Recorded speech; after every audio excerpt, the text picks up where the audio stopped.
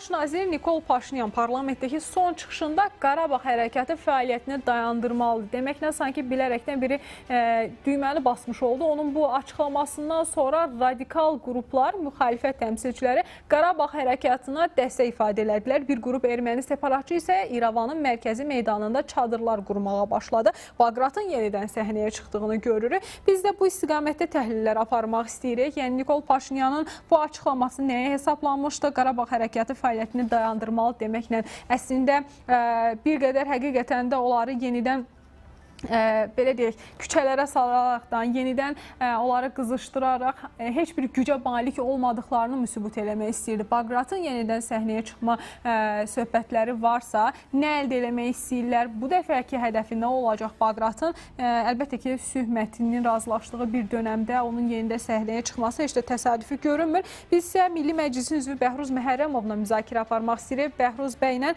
bir qədər sonra müzakirələrimiz olacaq. Çünki qeyd edək ki, həmçinin də Qarabağ hərəkatını dayandırmalıyıq, davam etdirməməliyik dedikdən sonra Samvel Babayanın belə bir açıqlaması oldu. O zaman Qarabağdan könüllü çıxan ermənilərin tələbləri yerinə yetirilməlidir dedi. Onların tələblərinə bir diqqət çəkdi. Daxili bir xaosun şahid oluruq. Bu proses Ermənistanı hara aparır? Daha doğrusu bizi maraqlandıran məsələ Azərbaycan-Ermənistan normallaşma prosesinə necə mənfi təsir göstərə bilər? Milli Məclisin üzvü Bəhruz Məhərrəmovla müzakirə edək. Bəhruz bəy, xoş gördük sizi. Hər vaxtınız xeyir olsun. Bəhruz bəy, məhz bu Nikol Paşinyanın Qarabağ hərəkatının dayandırılması ilə bağlı verdiyi açıqlama üzərində təhlilinizi almaq istəyirəm.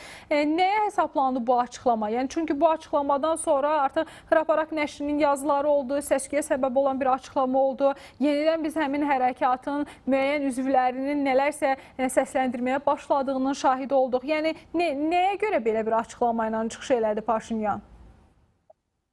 Təşəkkür edirəm. Əvvəlcə ondan başlayaq ki, Ermənistan rəhbərliyinin sülh mövzusunda və yaxud keçmiş münaqişə tarixinin ayrı-ayrı periodları ilə bağlı bu və ya digər formada öz cəmiyyətlərinə ünvanlanan və yaxud bütövlükdə Azərbaycanı eyni zamanda bölgədə sülh prosesində maraqlı olan tərəflərə ünvanlanmış bəyanatları birmənalı şəkildə regionda sülhün dayanıqlığına və yaxud da ki, davamlı kommunikasiyaların açılmasından tutmuş, birgə yaşayışa qədər bütövlükdə bu davamlı əlaqələrin qurulmasına, ümumbəşəri niyyətlərə xidmət etmir. Baxın, Ermənistan rəhbərliyinin birincisi mövcud siyasi kursu, xüsusən xarici siyasət kursunun müstəqil olmaması, eyni zamanda Ermənistan daxilində bugün müşahidə olunan ağır, gərgin, böhranlı vəziyyət, xüsusən siyasi böhran varlanır, iqtisadi böhran və s. bunlar öz yerində. Bunların fonunda Paşinyan sadəcə ayrı-ayrı zamanlarda mövzular atmaqla iki məqsədə xidmət edir. Birincisi, daxili auditoriya ilə işləyir. Bu istiqamətdə konkret məqsədlər hədəfləyir. İkincisi, beynəlxalq aləmdə Azərbaycanı sülh qarşısında dayanan əsas əngəl kimi təqdim etməyə, Ermənistan isə sülh arzulayan tərəf kimi göstərməyə çalışır. Burada biz xüsusi qeyd etməliyik ki, Paşinyanın ötən dövrlə bağlı və yaxud da ki, dırnaq arası Dağlıq Qarabağ və yaxud Qarabağ hərəkatı və s. bu kimi amillərə müraciəti ilk dəfə deyil. Amma bilirsiniz, Paşinyan son nəticədə prosesləri ümumi sülhə xidmət edən addımlar kimi qiymətləndirməsi və yaxud bu istiqamətdə yerli medianın böyük bir ajiyotajla çıxış etməsi və yaxud da ki, sanki ölkə daxilində müxalifətin tamamilə əks bir arqumentlər ortaya qoymaq. Bunlar hamısı bir mənalı şəkildə vahid tezislərin icra olunmasıdır. Çox təəssüflər olsun ki, bugün Ermənistan cəmiyyətində sülhə, Azərbaycan-Ermənistan münasibətlərinin sağlam, beynəlxalq hüququn tanınmış normalarında əksini tapan prinsiplər əsasında qurulmasına xidmət edən heç bir formada mövqe mövcud deyil. Və üstəlik müxalifət və iqtidar oxşar, analoji sadəcə fərqli istiqamətlərdən mövqelərlə çıxış edirlər. Ermənistan rəhbərliyi bir tərəfdən sülhdən danışır, Ermənistan rəhbərliyi bir tərəfdən Azərbaycanı ərazisi kimi Qarabağı tanıdığını bəyan edir. Amma digər tərəfdən, baxın, bayram ərəfəsi yenidən şərtli sərhədlərdə təxribatlara yol açılır.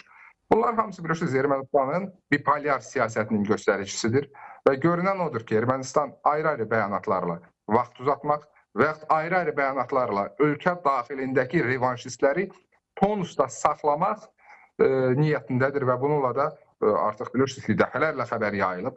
ayrı-ayrı beyin mərkəzləri də bunu deyir. Erməni cəmiyyətində də bununla bağlı konkret məlumatlar zaman-zaman mediaya, sosial mediaya, bütövlükdə cəmiyyətə ötürülür. Erməni cəmiyyətinin nəbzi yoxlanılır.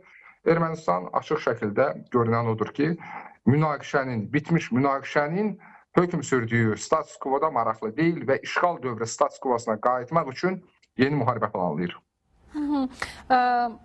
Həmçinin də Baqrat Qalstanyanın səhnəyə çıxması məsələsinə gəlincə, Edgar Qazaryan son dövrlər Baqrat Qalstanyan, Serj Sarkisyan, eyni zamanda Köçəryanla ayrı-ayrılıqda görüşlər həyata keçirir və onun bir qədər də elçi olaraq bu görüşləri keçirdiyi deyilir. Yeni planların hazırda işləndiyi üzərində də ehtimallar və iddialar var.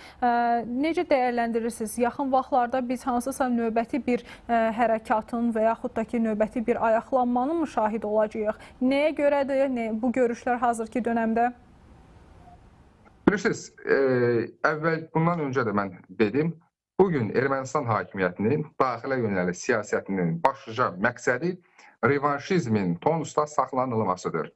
Erməni cəmiyyəti tədricən Azərbaycanın yaratdığı gündəliyə uyğunlaşmaq istiqamətində bir mövqeyi göstərməkdədir. Bu və ya digər formada onlar vəziyyətlə, reallıqla, güclərin nisbəti ilə barışdığı bir məqamda ayrı-ayrı şəxslərin, keşişlərin və s. və ilaxır qondarma siyasətçilərin meydana çıxması bu erməni cəmiyyətini sanki silkələyib dırnaq arası özünə gətirmək cəhdlərindən başqa bir şey deyil.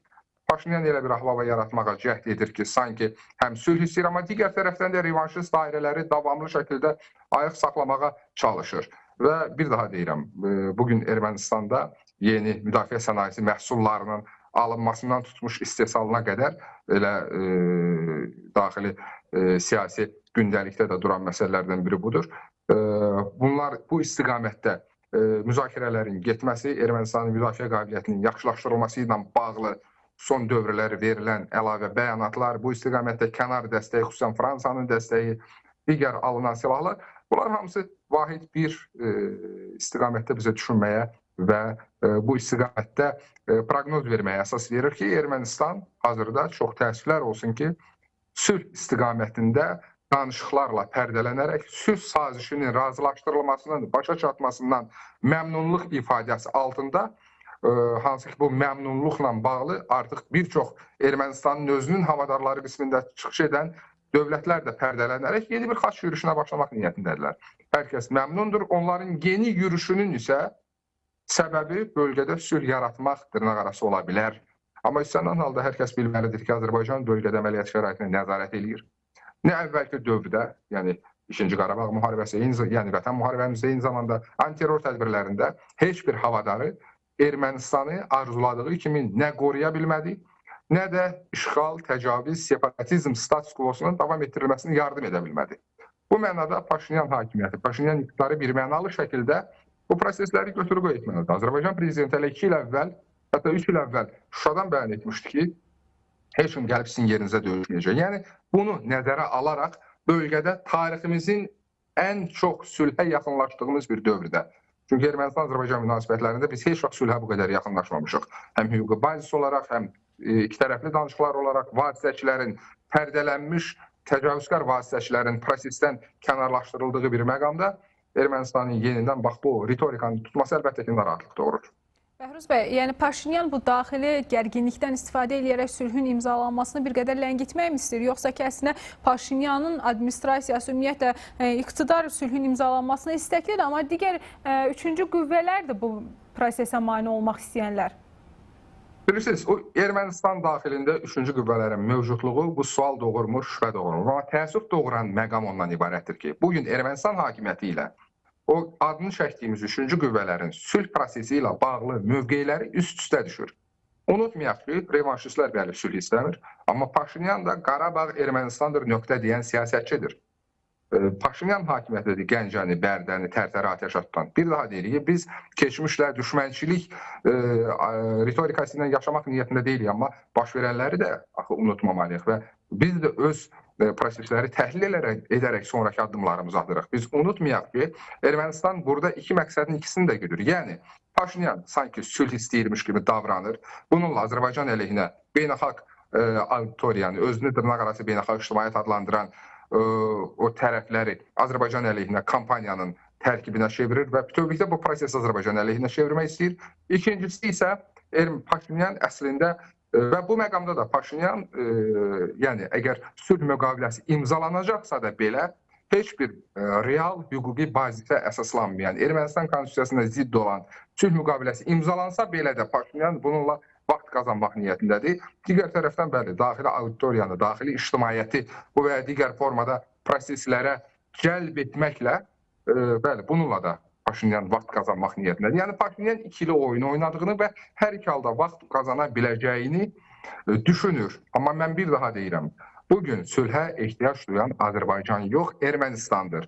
Bugün dalan vəziyyətində qalan Ermənistandır və Ermənistan nə qədər tez sülh əldə olunarsa bir o qədər faydalı çıxacaq. Azərbaycan üçün sülh olmayacaq, cənab prezidentin də dediyi kimi olmayacaq. Azərbaycanın itirdiyi bir şey yoxdur. Azərbaycan dünya bazarına çıxıb, Azərbaycan blokadada deyil. Azərbaycan hər hansı formada Ermənistandan asılı vəziyyətdə deyil. Əksinə, Ermənistan özü bu və ya digər formada sülh prosesinin hansı müddətə imzalanıb imzalanmayacağından, bölgədə dayanıqlı əlaqələrin mövcud olacağından asılı duruma düşüb. Və bu mənada hesab edirik ki, marionet Ermənistan və Ermənistan hakimiyyəti daha çox özünün yaratdığı o dırnaqarası konfigurasiyada əslində həmin konfigurasiyanın özü üçün problemə çevriləcəyi barədə bir aydın başına düşürsün. Aydın, çox sağ olun Bəhruz bəy, təşəkkür edirik. Önəmli dəyərləndirmələriniz üçün minnətdarıq. Qeyd etmək istəyirik ki, Ermənistan daxili proseslərindən təhlillər apardıq.